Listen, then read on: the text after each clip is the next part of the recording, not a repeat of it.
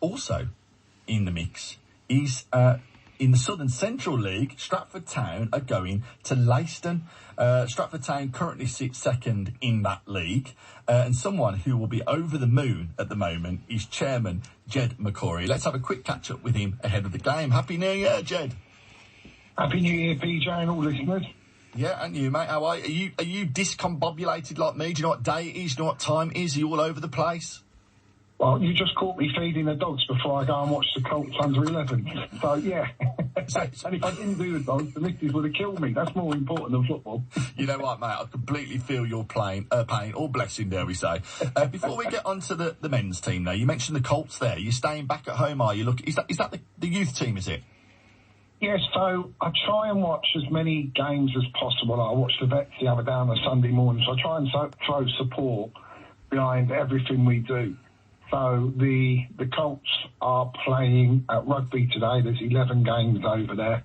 Wow. So I was going to watch a little bit of that, and then I was going to go and watch one of the local games, maybe do a little bit of a scouting mission for the first team, while they go to Leiston. Yeah, I love that. Oh, well, I pronounced it wrong. I said Leiston. Is it Leiston?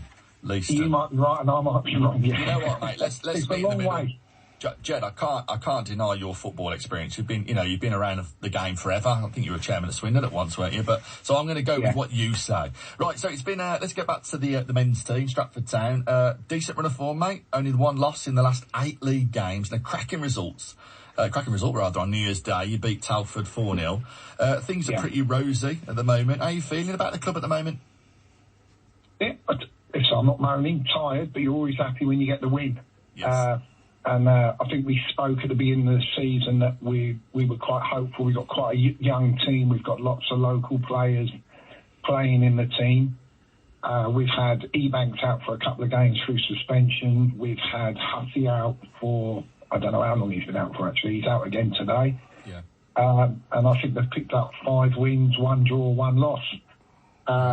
So the crowds have been coming, the town, the community's been supporting it. There was over 1,000 against Telford and there was over 1,600 against Kettering. So, I apologise to the residents again for all the car parking issues around the place. It's been horrendous. And we put people out there trying to support. And to be fair, the police have been great in supporting it. But this is what comes with success. But it's really nice because you come on the radio and talk about Stratford, and I heard you reading all the other teams that are the well-respected historical teams that have had FA Cup runs, played in the North, played in the Conference Prem, and you still get people saying little old Stratford, and you go, well, we're second top in the Southern Prem. We were fighting for playoffs last year. We're approaching 4-figure crowds consistently, and we go under the radar. Yeah. And I find it amazing that we go under the radar. But I'm really pleased because it keeps the pressure off the younger lads. And some of the performances have been outstanding. 10 men against Kettering. We went 3-2 up. We played an hour with 10 men. Yeah. 3-2 up against a team that haven't lost in 16. And we just run out of legs from holding on to it. And when you've got people playing for them like Gary Hooper, who was playing at Celtic, Noel Ranger, there's some tremendous performances coming in from these lads, and the community is the thing that makes me happy because they come and get behind the club. Yeah. I think we sold 4,000 hats and scarves since I've been at the club. So it's incredible what's happening at the club. You know what, Jed? It's so nice. You've mentioned the word community a lot. That's obviously important to you. You've stayed at home, looking at the lads, do a bit of scouting for the first team, all that. You've mentioned all these players that played at Celtic, Newcastle, and these turnouts, 1,000 at Telford, 1,600 at Kettering. That's a lot of fans that you take into grounds like that. And you talk about being sort of, overlooked. I mean, Luke Littler was overlooked for 12 months, mate. Maybe you're the Luke Littler of non-league football. You never know. In the next 12 months, you're going to spiral out of control. Talking of that, Jed, at this level... True. Go on. Sorry, go on. No, it's true. Can he play up front, though? Mate, you know what? If you look at him on YouTube, he's got a decent left foot, He's not bad. We'll contact him and see. Give him a bell, mate. If anyone's going to convince him to play for Stratford, it's you. At this level, right, I know you're more au fait with it than probably I am, but what does it take to climb that pyramid, Jed? Well, it depends what you want to do. So you have the people that throw masses of money at it. Yeah. And then when they throw huge amount of money, I mean, there's some ridiculous wage bills for this level. Remember, there's no financial fair play at step 3 down, which is astonishing. Interesting. And what that means is people can come in and put a load of money in, and then if they don't get promoted, they get bored, and then they walk away. And when they walk away, because of the contracts on players, the cost that they're put into the clubs end up going pop. And there's been quite a few of them at step 3 across the country. And I'm not saying that's the sole reason why, but I think if you looked into it, you would probably see there's not a sustainable model in place at step 3 clubs below.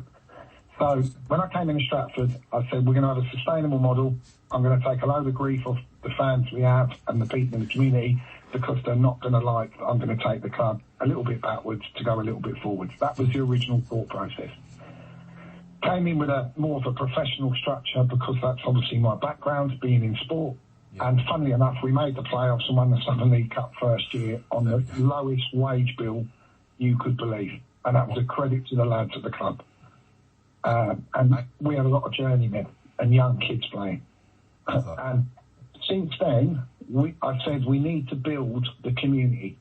So people like Paul Salter, who's been on your radio show, has been immense. Yep. Tim Green, the people in the background, Haley, I could list so many of them, and I've missed one or two, so I'll just say I can list all of you, and I apologise for not naming you, would be easier. And we started to grow the Colts, the women's. The women's are going to grow stronger next year. You'll see we're starting to put apprenticeships in to add to our academy. We're looking at working with national builders to create more brickies, plasterers, plumbers. Now, this all coincides with them playing football. It's not just about the first team. Yeah. So they can get an apprenticeship, get a job, and then come and play football for us at the same time, but at the academy level or for one of the other teams within our umbrella. And so I was massive on building that structure of sustainability underneath. Yeah. Then we took on Warwickshire County Schools football, which means supported it with Luke and that to do a tremendous job, but they needed more financial backing. I was sad that there was only 2 teams representing Warwickshire County Council, county schools, sorry. So I said, look, we'll do something with you. We'll support it. We'll give you everything we got, but I'm not going to be the man at the front of it. You carry on doing what you're doing, but we'll put a smile on your face and get kids playing sport. They now have 5 teams now playing from Stratford, representing our schools, making their parents proud, their grandparents and their friends, and we're putting a bit of pride back into kids at school. In doing that, incredible. The add-on to Stratford is we got the best players playing at the club. Yeah. The best young players in Warwickshire should be playing at the club, so they start to get an affinity with the club, and we're hoping that will start to strive to bring these kids in to play at our football club, your football club. It's your club. It's everybody's club. Not my club. I'm just the custodial that's running the club on behalf of the people of the county. That's how I see it. So this structure, I said we will set up, we'll grow this club, and give me 5 years, we will start to go the other way. And this is my 6th year. So the last 2 years, we've competed for playoffs on a solid, sustainable front. But if you look behind us, the build behind us is like a pyramid of strength. And that's what makes me really proud. So if I did leave, if I decided to go back into the pro game and buy a professional club, which I ain't going to deny, I've been very tempted to have a go at one of the bigger clubs. Nice. If I did go, this club would be in a lovely, sustainable model. However, it's bitten me. Seeing these kids, seeing these people, community people buying hats, buying scarves, buying a hot dog. You wouldn't believe the amount of hot dogs and burgers we've sent them. I love that. I can't book us. We must be buying all their kits. It's ridiculous. You're the new Spud man, the Spud man of Tamworth. You're the hot dog man. It's my Irish blood. You know what? It's catching. I'm exactly the same, Jed. Mate, I love that. You've mentioned affinity with the club, strength of the players, that allegiance, community. You know what? You know that apprenticeship thing that you're doing to not tie the lads in, but to give them that better opportunities. My mate Lee Wilcox runs a brilliant community called On the Tools. If you haven't come across them, mate, have a look at them, because I reckon they could support initiatives like this. There's if you could put them in touch, that would be great. We say yes to everything. The beauty with our way of doing this is when kids try to go on these apprenticeships, and like most people, like laymen, working class people, don't get this. When their kids don't get English and maths at school, they can't go on these apprenticeships because they don't achieve the levels. So what we do is we bring them in, We get them over their English and maths issues, which no one should be embarrassed about in this day and age. I mean, I left school with no qualifications. I'm proud as punch. So we get them in, we go, listen, let's get your English and maths in line with running your apprenticeship skills. So you can run that until you get to a level. So if we don't give kids a chance to get back into society, what are we saying to the under-18s who haven't achieved at school? And that's sad. And that's the bit I'm proud of, and that's what this little football club is doing in a small way within our community.